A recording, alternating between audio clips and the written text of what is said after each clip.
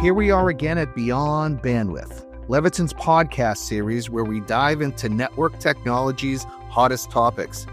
I am your host from Leviton Network Solutions, Roy Chamberlain. The discussion for this series is based upon distributed antenna systems. Today, we wrap up our DAS discussion with Leviton's Senior Product Manager, Mike Connaughton, as we reflect upon the highlights from all of the episodes. All right, welcome back, Mike. Thanks, Roy. So it's been a little bit, since we first started this series on distributed antenna systems, and I'd like to go back and revisit some of the episodes, get your take on some of the highlights and takeaways. Sounds good to me. All right, good. So, Mike, in episode 2, you met with Stephen Cole from Nextivity. What are some of the highlights that you got from what you guys discussed? That was a good conversation. That was our first guest to come on the line. To me, the big part was kind of the technology alliance. We didn't talk about it too in depth, but that's a big thing for us, is having somebody that's in the industry that can help us kind of understand kind of ins and outs of what's happening kind of overall in the business. But then also, I think just their tie into structured cabling and getting our types of products involved in DAS was a big takeaway for me. Yeah, and what are some of the advantages of using Nextivity with Leviton products? We're aligned with Nextivity on some level, right? What do you think some of the advantages are working together in that kind of format? Again, aside from just the product compatibility, the structured cabling piece, it does allow us, from an engineering perspective, we're doing kind of testing for our various cable systems and maybe some performance advantages that might show up as far as like cable reach. It hasn't happened yet, but typically what we would try to look for in things is maybe some product development opportunities where they have some insight to guide us in some new product or vice versa. Mm-hmm. So at the end of the day, whether it's the end customer or a contractor or somebody gets some benefit out of using the two together as opposed to independently, even though either of our products would work with other vendors as well. Good.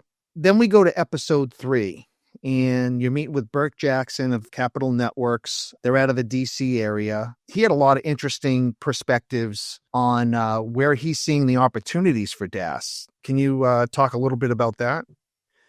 Yeah, that's the thing that surprised me. Predominantly, I focus on data centers. That's where I spend most of my time.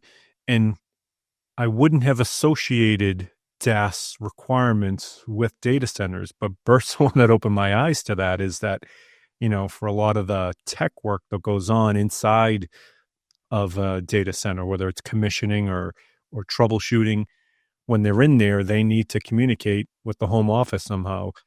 Even if it's just uploading reports. So having that capability from inside, because when you think of buildings or structures that are not designed to have outside communications come in, that's probably the biggest feature. They're trying to keep outside noise out of the data center. Yeah. So moving on to episode 4, I spoke with Ann McGee with Wesco. She's a big part of their wireless solution sales team. What did you hear out of that episode that sparked your interest? Yeah, Ann certainly got a lot of kind of at-hand practical knowledge from working in this space for a long time. A couple of takeaways I took from that is that public safety aspect. That's an important piece. It's part of DAS, but it's almost an independent part of DAS. I think that's important for people to pay attention to, as well as that whole coverage versus capacity, for people to understand what are their needs. Sometimes it's simply a coverage issue. You can't get signal, but a lot of times you can get the signal. There's just not enough capacity to handle the volume of traffic that you're trying to get through. Yeah, she was really had really good perspective and in detail on the ecosystem of the contractors, integrators, and manufacturers. And just like you said, that FirstNet, that was something that I wasn't aware of at that level. So that was definitely educational for me.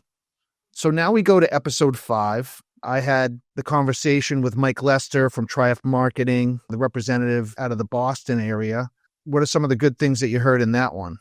Well, I can't let it go by, being a Boston guy myself, even though I live in North Carolina now, that Mike Lester supports the New York Giants, which I find very discouraging, as troubling as the Patriots are this season, But regardless, the part that I took away from him was that it's not complicated for contractors to get involved. Whenever there's something new or seemingly new, there can be kind of a resistance to getting involved because you're afraid of getting in over your head.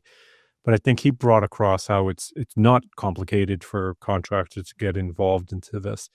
And he brought up other aspects of DAS technology, with fiber DAS and the use of hybrid cables into some of these systems as well. Yeah, I know on some of the projects they're doing up here, Leviton is making those assemblies that have the fiber with the 12 to 18 gauge power conductors and the connectors on there. So again, another area where we're seeing the two manufacturers of these different products come together. The other part he talked about was Division 27 specs. That kind of moves us into episode 6, where you spoke with Mike Castle with AECOM. That's what they do. So what did you hear from that really helps us to understand how these things are getting specified and designed from that level? Yeah, it was a good conversation with Michael. Thing I appreciate from him, of all the people we talked to, I think he's been involved in the DAS market the longest for many years. To me, the number one thing I wrote down, DAS is not going to replace Wi-Fi in the normal office environments, because that's, even though they're similar in the sense that it's wireless communication, they tend to serve different functions. And just kind of the variety of installation applications, I tend to think of kind of industrial DAS and commercial DAS being related to kind of the size of a building or the number of people in the building. And he brought up, it can be pathways, it can be kind of the type of building it is. He was using some government building examples of just the pathway issues make it hard to run traditional cabling. You might run fiber because of that, and that might lead you to a fiber DAS. Yeah, and he also was talking about 4G versus 5G. What is your perspective on that evolution? Yeah, and to me, that's one of those things, the industry learning from the market, I think. Going from 2G to 3G to 4G, you had to buy a new phone to get access to the new technology at some point. I mean, they didn't shut the whole thing off on you, but your phone was either a 3G phone or a 4G phone.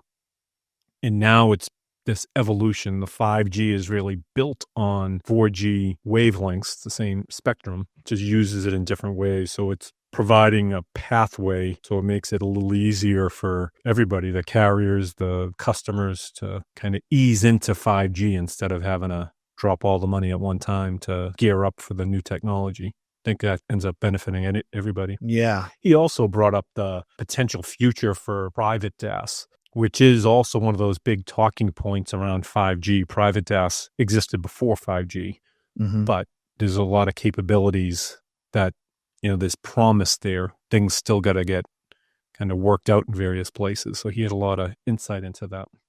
Yeah, he had a different perspective than everybody else in that conversation. I've listened to that one a couple times. So we met up with Chuck Bowser and had some conversations. He does our contractor training. What takeaways did you get from that episode, Mike? Chuck's a great guy. I mean, he's got his own podcast. He's old hat at this. He's very much in tune with the contractor industry. I learned a couple of things about him, about his background during that episode that I didn't know prior. But he's just so plugged in that I think he can speak as a voice for the contractor industry for the most part, since that's kind of where he lives and breathes over the past little bit. But the issues about training and asking for help, I mean, again, those are things that sometimes it's hard for people to do when they're new. But so having that encouragement to say that it's okay to go ask, whether it's manufacturers or distributors or peers, for help or advice, I thought that was my main takeaway. Yeah, I learned quite a bit too. And I like the part where he really gets into the finite details of the pains of the contractors. And he talks about all the different levels, whether it be a larger contractor or a smaller one. But it definitely was educating for me. And like you said, I learned a lot about Chuck. I've been working with him for years, and definitely saw some more insight to where he focuses on that side of things. All right. Well, thank you, Mike. It's been great working with you on this series. And I really feel like we had a real strong group of guests that helped to open my mind to all things distributed antenna systems. And yeah, thank you for all you've done on this one. And we'll see what happens in the next one. All right. I appreciate that. And one thing I do want to say before we close off, there's a guy, he started off as a neighbor and a friend of mine. That's where I learned about DAS, a guy named Rick Roush, works out of Florida, used to be a neighbor of mine. And he's given me years worth of education in 10 and 15-minute bite-sized episodes of those, over the course of years. So I wouldn't want to let this close without saying a thank you to Rick Roush for helping me in this process as well. All right. Well, thank you very much. And we'll see you at the next one. Beyond Bandwidth is a podcast series produced by Leviton Network Solutions. For more information on the topics we talked about today, as well as other enterprise or data center network infrastructure content, or to check out all available episodes of Beyond Bandwidth, visit us on the web at leviton.com/beyondbandwidth, or wherever you normally listen to podcasts. If you enjoyed this episode, we'd appreciate you leaving an honest review in your podcast application. Along with word of mouth, leaving a review will help others find our show. I'm Roy Chamberlain, and this was Beyond Bandwidth. Until next time.